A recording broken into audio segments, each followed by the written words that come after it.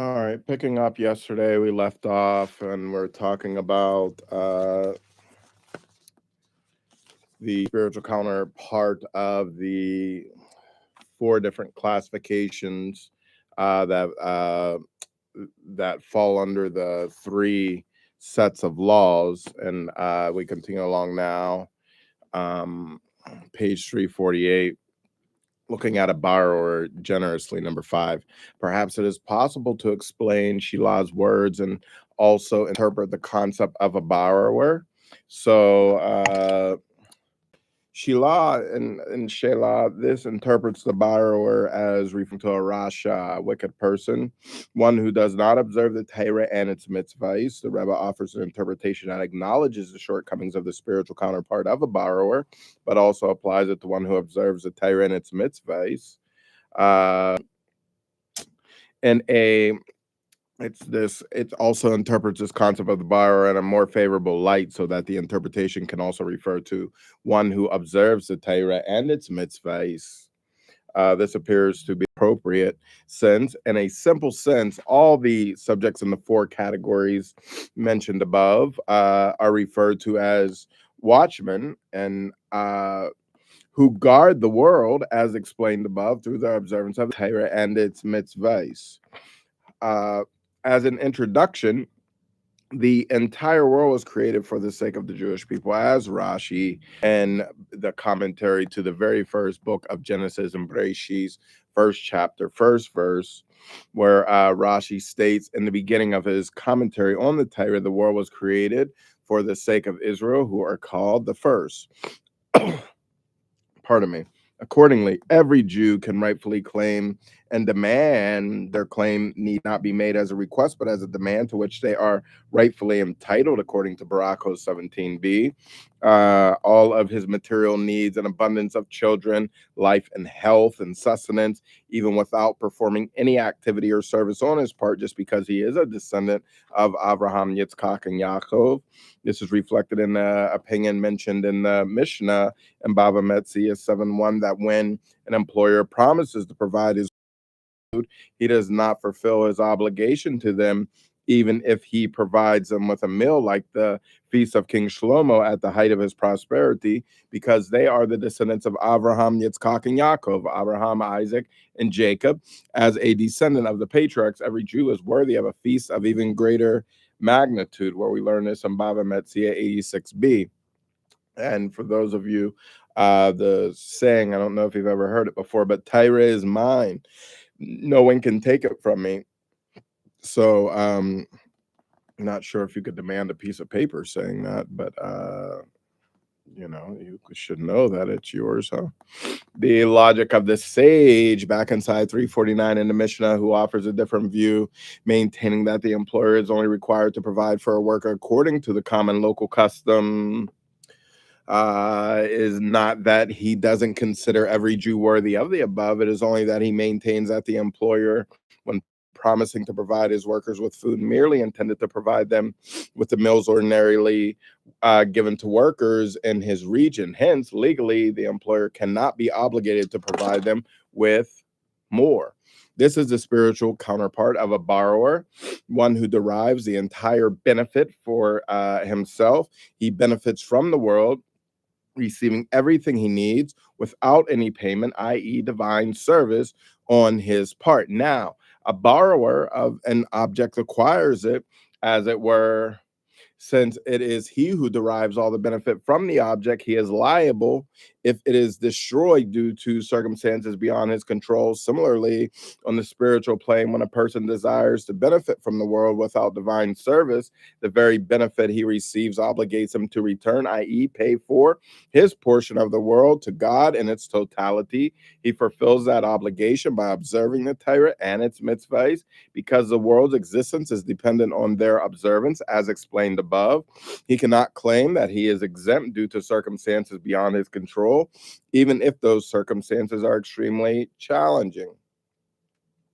Thus, the borrower does not observe the Torah and its mitzvos as an act of service, i.e., the service of God implies a responsibility, submitting oneself to perform service for the sake of a master, God. Instead, the borrower's observance is an obligation that results from his benefiting from the world. This resembles the liability of a borrower in a simple sense, in which instance, since he derives the entire benefit from his use of the object, it is as if he acquired it. As a result, he is liable even in circumstances beyond his control. In such an instance, his obligation to make restitution is an obligation owed to himself, as it were.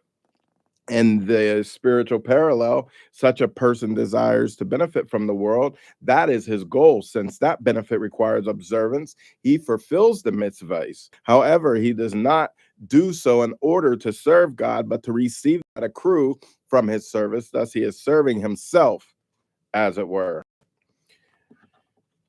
Few footnotes since we have some time here. We went over, I skipped some of the notes yesterday because we're reviewing the concept of the pashat, just these four different types, although it goes into a little give and take of this concept. But today we're illuminating how this spiritual counterpart and what we can learn about our avoda from these four classifications and the three ways that the three situations that apply. It says here in a footnote to clarify the distinction between an unpaid or paid watchman and a borrower. The watchmen are responsible to the owner of the object. They have agreed to perform a service for him. The borrower is obligated because of the object he took.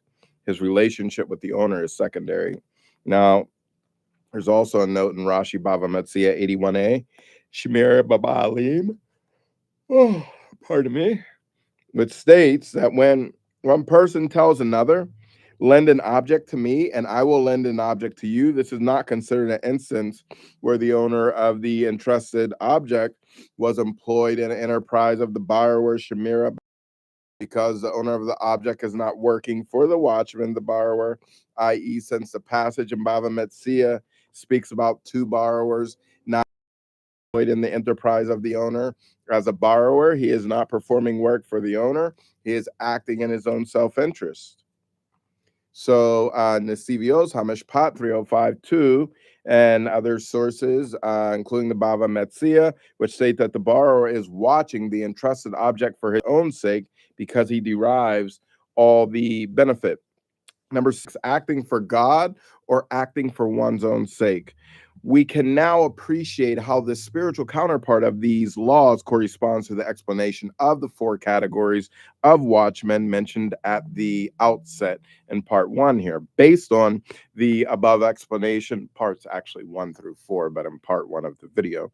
Based on the above explanation of Rabbi's Meir understanding of the difference between a renter and a paid watchman, it is possible to elaborate further on Shilah's explanation of the spiritual counterpart of these categories. Shilah states that a paid watchman is who serves God in order to receive a reward, and a renter is comparable to a person who says, I'm giving this Silah to Sadaka so that my son will live.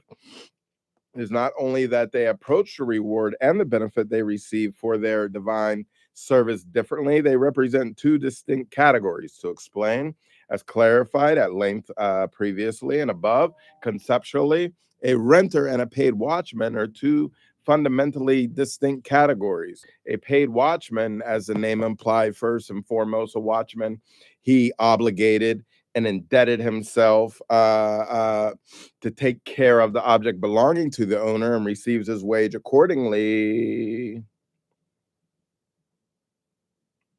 Apologies.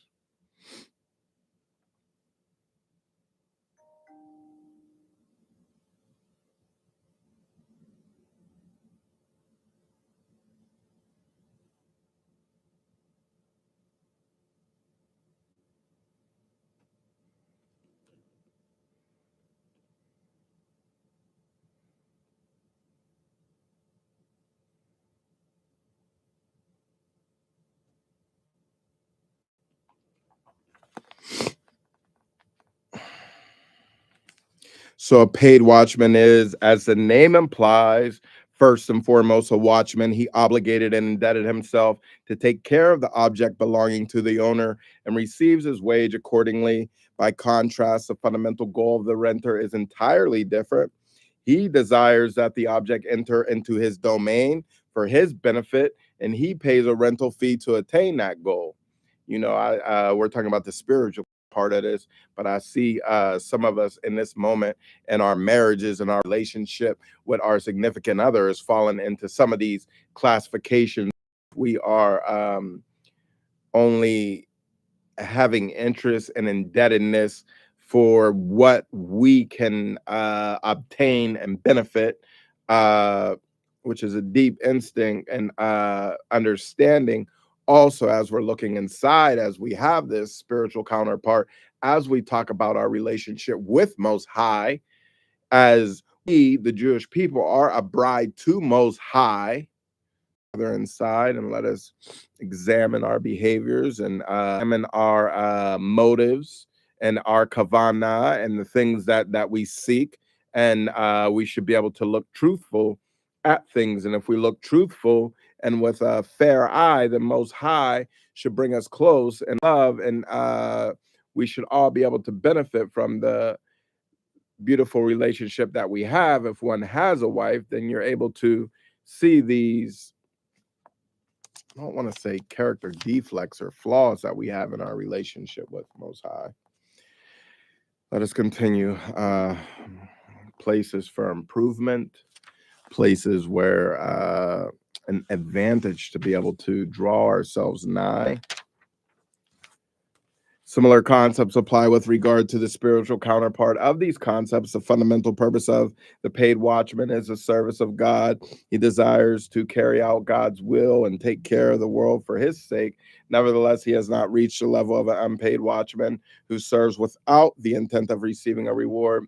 The paid watchman cannot say that a reward is not important to him. On the contrary, he looks forward to receiving a reward for his divine service. By contrast, a renter has a fundamentally different approach.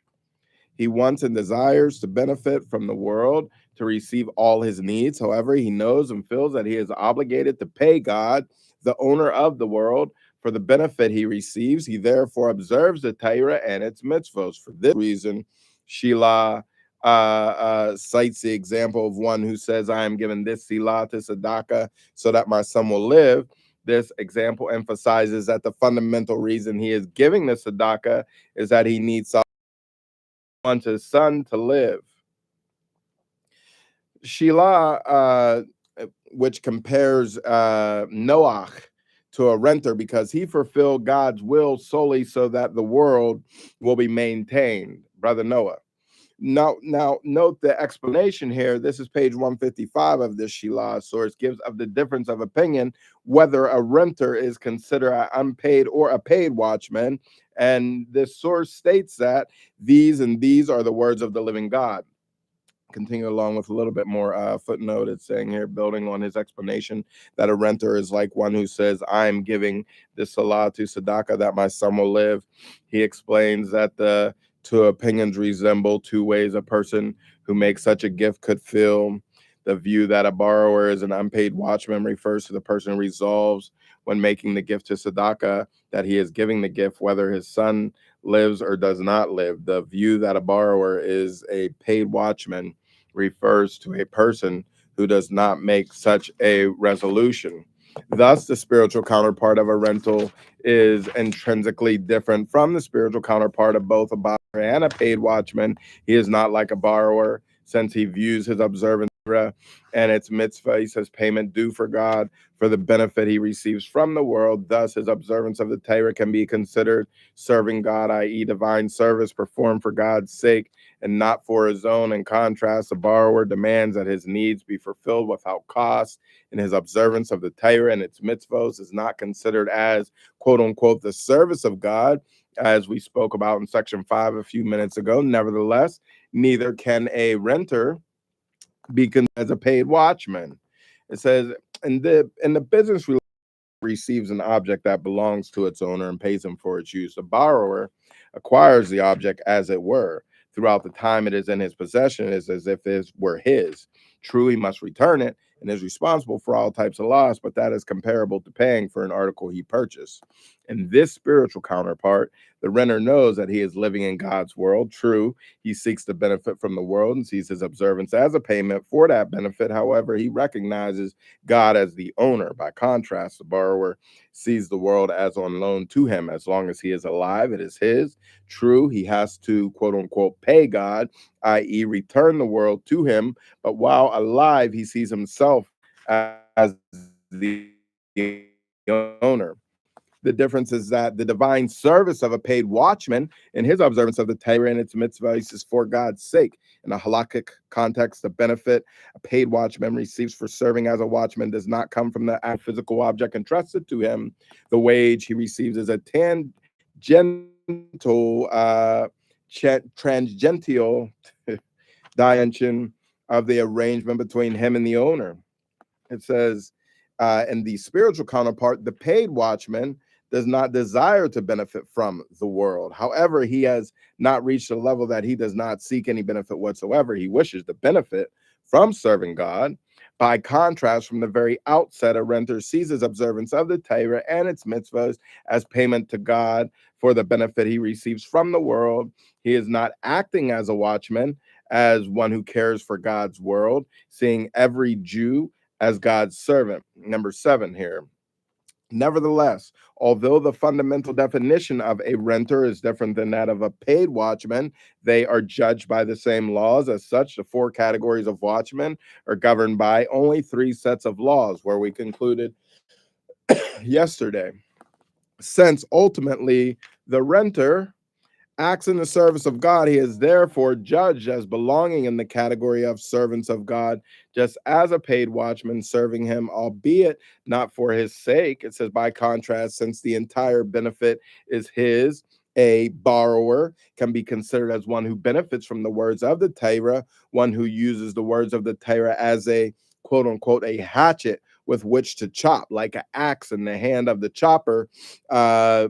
He is judged unfavorably. It is as if he removes his life from this world, according to the Avos 4:5 and other sources.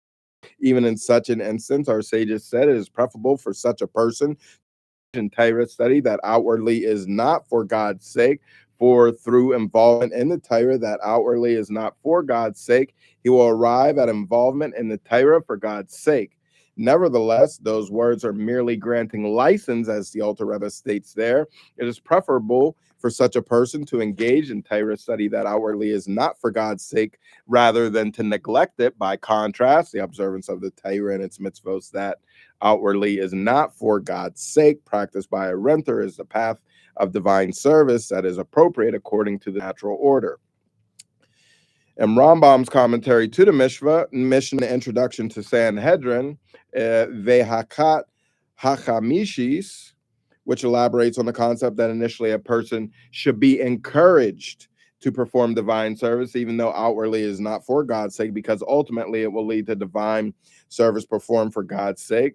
Note that elaboration in that source, and we see similar place in Hilkos Teshuvah 10:5, which states that initially children should only be taught to serve God out of fear, i.e., in order to receive a reward. This concept of the hatchet with which to chop here, it is illuminating in Lakutei Sichos, volume 20, page 49, which states that even the license to use the Torah as a hatchet with which to chop, according to the Avos, applies only in order to derive one's livelihood, because that is a necessity, but not to achieve wealth. Now, as we're wrapping up here, we have been assured, Pesakim 50b and other sources, a person should always engage in the Torah and its mitzvos, even though it is not for God's sake, for through involvement that is not for God's sake, he will arrive at involvement for God's sake. Thus, ultimately, everyone, even a borrower, one engaged in the lowest level of service that is not for God's sake, will perform divine service out of love without any concern for his own self, to the extent that, to quote Rambam, his soul is bound up in the love of God. Thus, he will always be obsessed with this love. He will abandon everything in the world except for this. And as Rambam assured in that same text, eventually good will come because of it, i.e., ultimately God will also grant him benefits in this material world. As we get ready to approach and enter into Shabbat, may Most High continue to be near you, and may the words of my mouth and the meditation of my heart continue to be acceptable before you, my Lord, my strength, and my Redeemer. Continue to dedicate the learning to my brother, Theodore Jason Ben Homer Doler, and my brother-in-law, Ben Richard Allen. God be with you until we meet again. Thank you.